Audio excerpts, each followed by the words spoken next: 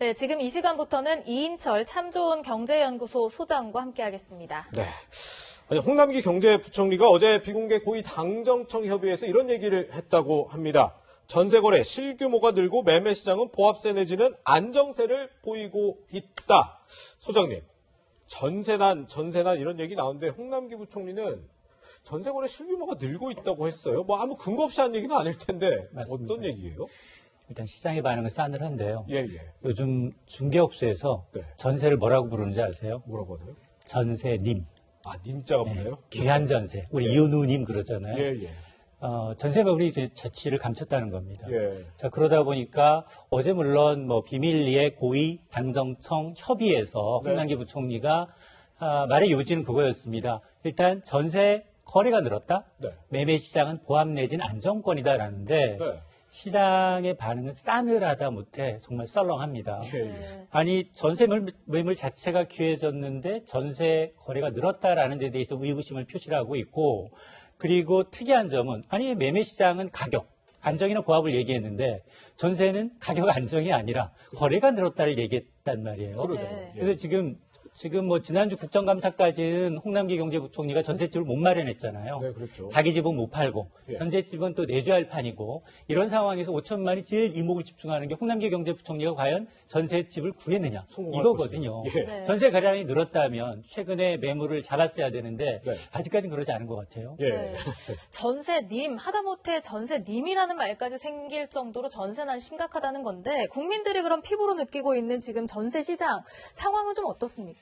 한국감정원이 이제 10월 둘째 주 통계를 내놨습니다. 전세세는 여전히 불안합니다. 네. 서울의 전세 가격은 지난주 일주일 사이에 0.08%가 올라서 네. 네. 주간 기준 68주 연속 올랐어요. 네. 1년이 52주입니다. 이주죠. 네. 네. 그러니까 1년 3개월째 그러네요. 서울의 전세값이 올랐다는 거고요. 예. 수도권은 62주, 네. 전국 기준으로 58주 연속 올랐습니다. 네. 그러니까 대부분이 지금 1년 넘게 전세난에 허덕이고 있다라는 건데, 네. 특히 이제 전세값이 천정부지로 치솟고 있는데요.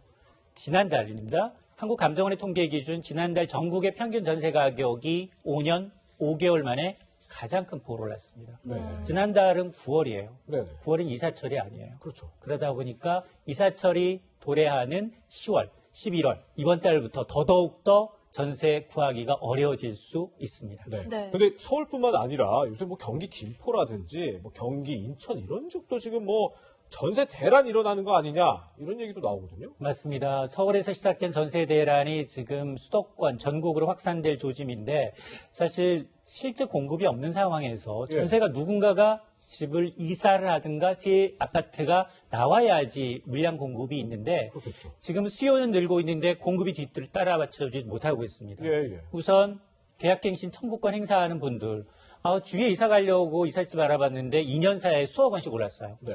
그냥 눌러앉겠습니다. 예. 이런 수요 늘고 있죠.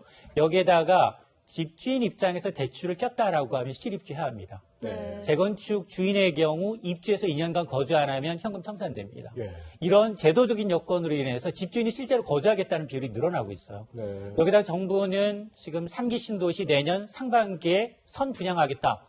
입지도 괜찮은데 저거 청약받기 위해서는 지금 집을 사면 안 됩니다. 네. 이런 대기 수요까지 맞물리다 보니까 전세 매물이 기근 현상이 나타나고 있고, 이러다 보니까 반전세, 반월세가 많이 늘고 있어서 네. 실제 세입자들의 주거비 부담이 늘었다는 얘기인데, 이 얘기는 임대차법 시행은 사실 임차인을 위한 겁니다. 네. 실제로 임차인을 위해서 마련했던 것들이 초기의 부작용이 예상보다 심각하게 전세난에서 나타나고 있다는 겁니다. 네, 전세 품귀 현상으로 얼마 전에는 서울 가양동에서 아파트에 이제 전셋집 보려고 늘어선 주민들 사진이 공개되기도 했었는데, 뭐 전세 너무 귀하니까 집을 보지도 않고 계약금을 넣겠다거나, 뭐 전셋집을 구해주면 성공보수를 주겠다, 이런 사례까지도 생긴다면서요. 저는 머리털 나고 전셋집 구하기 위해서 줄 선 모습을 처음 봤어요. 네. 네.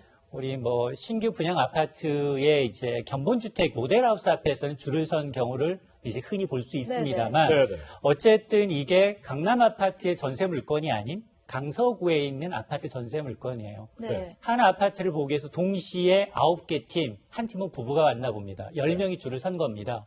자, 우픈 게 여기 마음에 든 세입자 5명은 가위바위보로 순서 정해서 제비뽑기로 전세 계약을 체결했다는 겁니다. 네. 네. 만에 하나 집주인이 구강경 받으면 어떻게 됐을까요? 그 자리에서 바로 전세값을 올려도 예. 세입자의 경우에는 울며 겨자 먹기로 계약을 해야 하는 상황입니다. 그러게요. 자, 이러다 보니까 여러 가지 부작용이 나타나고 있는데요. 일단 전셋집만 나오면 미리 계약금을 보내는 거예요. 보지도 않고. 네. 네. 또 하나는 성공보수입니다. 아, 웃돈을 줄 테니까 제발 전셋집 저한테 먼저 좀 알려주세요. 네. 이런 현상이 나타나고 있는데 이러다가는 보지 않고 계약했을 경우에 여러 가지 부작용이 나타날 수 있기 때문에 네, 네. 꼭 현장 방문을 해야 합니다. 네. 네. 실제 어쨌든 이런 사례들이 계속 나오고 있는데 홍남기 부총리 전세거래 실규모가 늘었다 이러니까 참 국민 공감을 못 얻고 있는 것 같은데 지난 16일에 국회에 김현미 국토교통부 장관이 출석을 한 국정감사에서도 이 홍남기 부총리의 얘기 화제가 됐습니다. 어떤 얘기가 오갔는지 직접 들어보시죠. 임대차 3법 이후에 우리 주변에서 쉽게 찾아볼 수 있는 사례를 제가 전해드리겠습니다. 이분은 직장 근처에 새를 살았던 분입니다. A씨가 내년 초에 나가달라는 통보를 받았다고 합니다. 급히 전세를 알아봤는데 너무 바빴고 전세 담보대출도 안 됐습니다.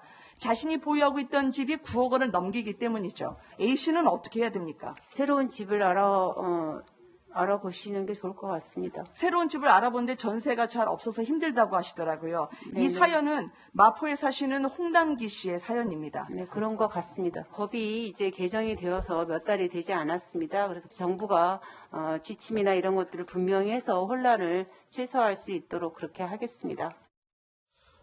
뭐 조금 전에 우리 수사님도 말씀해 주셨지만 홍남기 부총리도 피해가지 못한 이 전세난 전망은 좀 어떻게 보세요? 이게 앞으로 계속 이어질까요? 이제 말 그대로 이사철이잖아요. 맞습니다.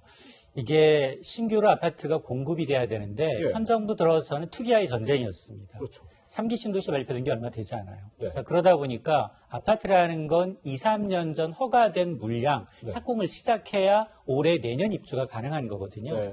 그러다 보니까 정부의 입장은 뭐냐? 정부의 입장은 전세시장 불안은 당분간 이어질 수밖에 없지만 네네. 그럼에도 불구하고 뭐 계약갱신 청구권을 비롯한 임대차법이 안정이 되고 네. 그리고 3기 신도시 분양이 성공되면 안정될 것이다라고 하는데 3기 신도시는 내년에 선 분양이고요. 네. 입주까지는 5년 걸립니다. 아. 최소. 예. 최소 5년 걸리는데 그러면 그 사이에 어떻게 하라는 얘기냐 이런 얘기가 나올 수밖에 없는데 네. 당장 내년이 더 큰 문제예요.